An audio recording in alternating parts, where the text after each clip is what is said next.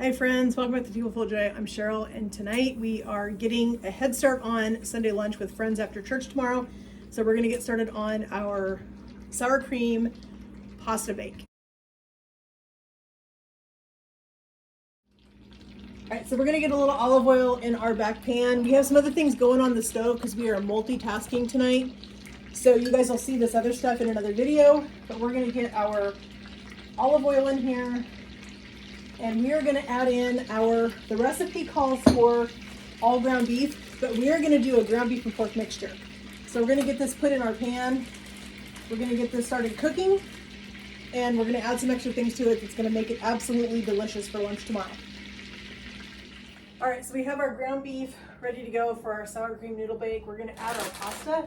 Let's do a little bit of salt in our water. As you know, anytime you do pasta, you need to salt your water generously. It may look like you're putting a lot of salt in there, but pasta has 0 to no salt, 0 to no flavor until you flavor it. So we're using our noodles we got at the Dollar Tree. I had forgotten to buy noodles when I did my grocery shopping, and we had to go to the dollar store for a couple things, so I just grabbed this. Thought we would give this a try. So we're going to put in our final bag of egg noodles. We're going to toss this around in our water real quick. We'll let this come back to a boil after putting our pasta in there. We have our ground beef over here, and we're going to add some sauce and some dehydrated minced onion. All right, so we're going to put in a little bit of our dehydrated onion that we got at Winco. I like having this on hand when I am crunched for time, or if I'm just doing a little bit of something and I don't really feel like chopping a whole bunch of onion. So that works out great. We have just some jarred Classico sauce. We're trying to make this pasta as simple and easy as possible. So we are just going to add in some pasta sauce. And again, this is our ground beef and pork mixture that we had. We actually used this for another recipe last week, I think it was, and I didn't need all of it. So I went ahead and froze half of it so that I could use it for another recipe. We're going to put a little water in this so we can rinse it out.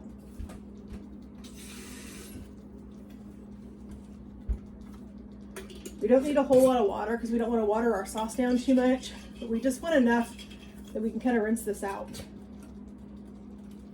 We're just going to put that in there. And because it is pasta sauce, we are going to have to put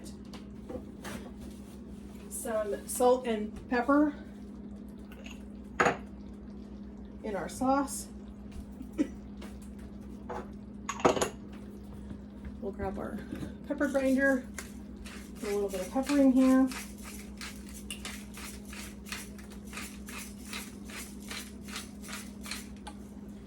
I don't want to make this too spicy. We have friends coming for lunch, as I said before, tomorrow after church, and I don't really know what their spice level is. So I'm going to try to be a little bit conservative. If we need to add spice to ours when we eat it, we can certainly do that at the table. It's not a big deal. But I need to keep this on the more mild side, just for that reason. Last thing you want to do is have your guests not be able to eat your food because it's too spicy for them, unless you know their spice level. So we are going to really undercook our noodles because this is going to bake for about 30 minutes tomorrow when we get home from church.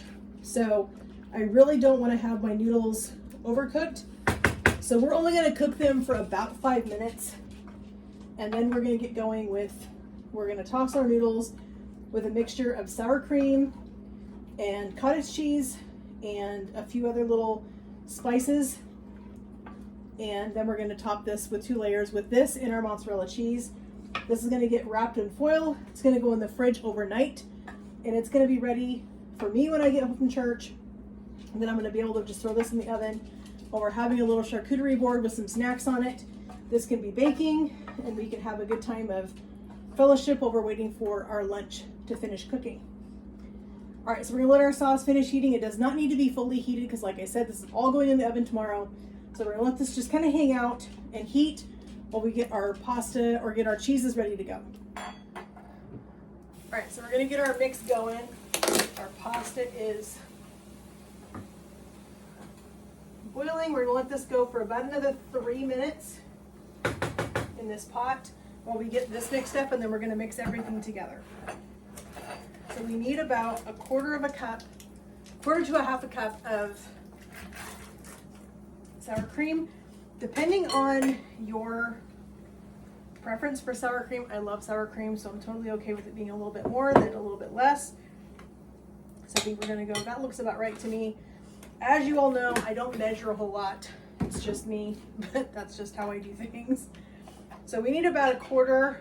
I think we're gonna go ahead and add all this. We need about a quarter of a cup. So I'm gonna go ahead and add all of this cream cheese that we have left in this container. We bought a new one at Costco today, so we're good. We don't need to worry about not having cream cheese for the week. We're gonna add a little bit of pepper. I'm not gonna put any salt in this because the salt is already in the pasta. We have salt in the cheese. We've got salt in the sour cream and in the cottage cheese. We're gonna add just a little bit of onion. I don't wanna put too much. We're gonna add a little bit of parsley, and I've used the dried parsley. I just think it works fine. I typically don't have fresh parsley, but we are doing some this year in our garden, so we will have fresh parsley then, but for right now we're just gonna use our dried parsley we got at Winco in the bulk section. If you haven't seen that video, check it out because I am in love with the bulk section at Winco. We're gonna put in some chives. We're actually gonna use some more of these chives on top. So we're gonna put just a few inside the filling. And last, we're gonna put in some fresh, or not fresh, but some dried thyme. Right here, this is another one we got from Winco in the bulk section. We're gonna put this in. We're gonna get all of this mixed up. And then as soon as our noodles come off here in about another minute, we're gonna put our noodles in here and we are gonna get this all mixed up together. I love this recipe. It's super, super easy, super quick. The nice thing about this is you can make a big batch of this if you're a small family and you don't need a whole huge pan of this. Make the full batch of this and do freezer pans, like foil pans or freezer. If you're into extra Pyrex like I am, do some Pyrex that you can get at the Goodwill or St. Vinny's. If you're not into using a whole lot of foil, we try not to use a lot of foil pans around here, so we have some pans that we got from Goodwill, so we'll end up using those if I need to make freezer things. But this is gonna be enough for us for lunch for tomorrow, as well as a leftover dinner for us on Monday. All right, so I'm gonna just grab, I don't wanna drain this because I wanna save some pasta water. So I'm gonna grab a scoop thing over here so that I can scoop my pasta directly into my bowl and save my pasta water, because I do like to add a little bit of pasta water to this just to kind of thin things out a little bit.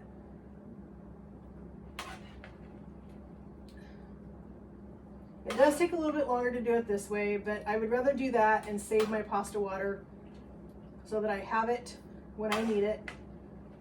Because sometimes when you're doing these types of sauces, you need to have a pasta water that's going to help you thicken your sauce.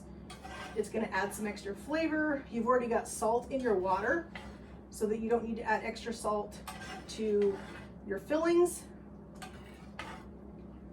So when you're doing these kinds of dishes, it's just easy to just use the pasta water to thin out your sauce, as well as add some extra seasoning to it. So we have our noodles in here. We're just going to give this a quick toss.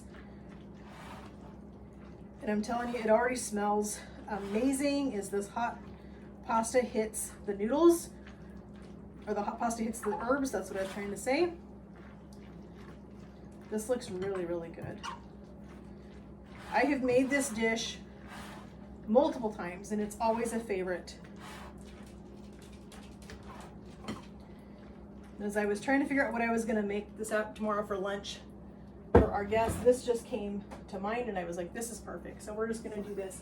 So I'm gonna grab just a little spoon because I need just a little bit of pasta water. I don't need a bunch, but I need a little bit in here. So we're gonna put about a half a cup of our starchy pasta water right in here, and this is gonna help thin things out a little bit. We don't want it super, super thick.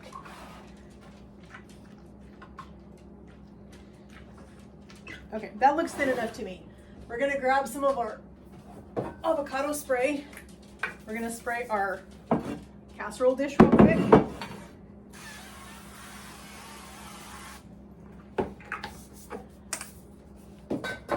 And I am super excited that this is gonna be done and I don't have to deal with it when I get home tomorrow. It's all gonna be done, sitting in my refrigerator, ready for me to just pull it out and toss it in the oven, make up some garlic bread, make a salad. I'm gonna make just a really simple little charcuterie board so that we can sit down and have a little snack while we're waiting for this to cook, because it's probably gonna take about 30 minutes for this pasta to bake. And I don't want our guests starving. So we're gonna try to accommodate them by having a little charcuterie board. So we're gonna put a little sauce on top of this pasta.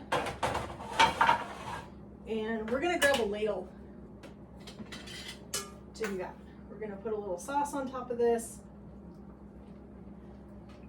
Don't need our spoon anymore. We're just gonna put a little sauce right up here.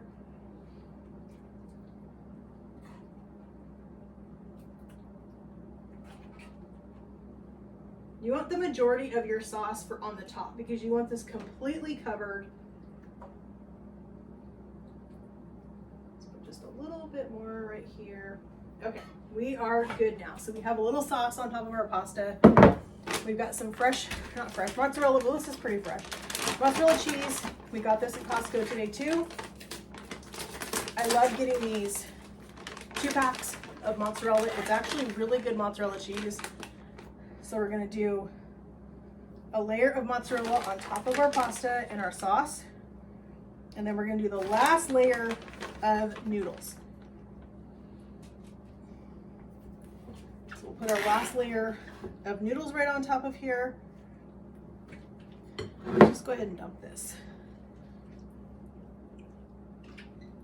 This is gonna be perfect. This is gonna be a perfect amount for lunch tomorrow with our guests, and then a little bit extra for Tony and I to have leftovers for Monday. We have kind of a crazy week coming up this next week. We're starting new Bible studies. There's a couple new studies starting in the evenings, so that's going to be a little bit chaotic for us trying to get a new schedule figured out. So we're going to get that done. Let's bring our sauce over here. Just set it down right here next to us so we can see a little bit better to get our sauce put on here. These handles sometimes. I'm glad I got it. Okay, get the rest of our sauce put on here. As I said, this is one of my favorite Pioneer Woman recipes that she makes. She does this as a freezer meal. I have done it as a freezer meal several times and it's perfect.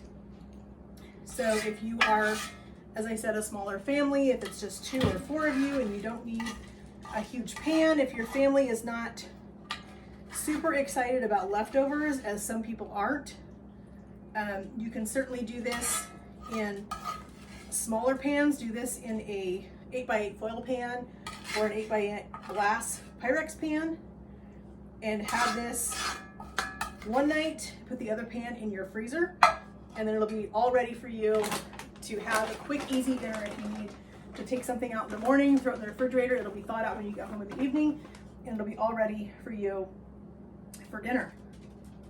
So we're gonna put just the last little bit of cheese on this so that it is ready to go for tomorrow.